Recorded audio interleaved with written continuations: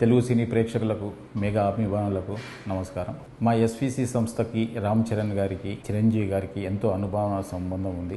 మా ఇద్దరి మధ్యలో చరణ్ గారికి నా మధ్యలో మంచి రిలేషన్షిప్ ఉంది. నేను అభిమానించే హీరోల్లో రామ్ చరణ్ గారు ఒకరు. ఆయనని అవమానపరచడం కానీ ఆయనని కించపరచడం కానీ నా జన్మలో నేను ఎప్పుడు చేయను. నేను ఇచ్చిన ఇంటర్వ్యూలో ఆయన గురించి చిన్న మాట దొర్లినా అది నా తప్పే.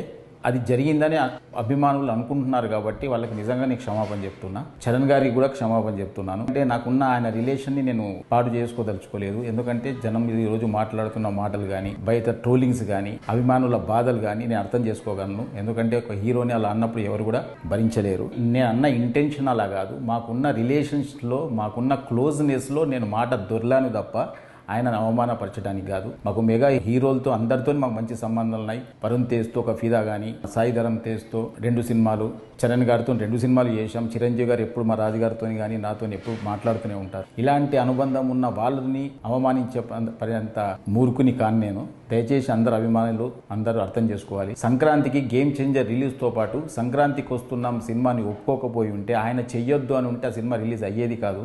ఆ రోజు ఆయన మనసు గొప్పది కాబట్టి ఆ రోజు ఇబ్బందులో ఉంటారేమో ఫైనాన్షియల్గా అనుకుంటూ కూడా ఆయన, ఎందుకంటే పెద్దగా బడ్జెట్ అయిన సినిమా కాబట్టి మీరు మంచిగా దీన్ని కూడా రిలీజ్ చేసుకోండి అని ఒక గొప్ప మనసుతో ఒప్పుకున్న వ్యక్తి ఆయన. ఆయనను ఎందుకు అవమానపరుస్తాం?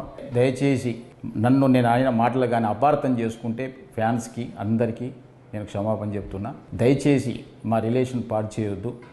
మాకు మళ్ళీ నెక్స్ట్ ఒక ప్రాజెక్టు రెడీ అయింది. నెక్స్ట్ చరణ్ గారితో సినిమా తీయబోతున్నాం.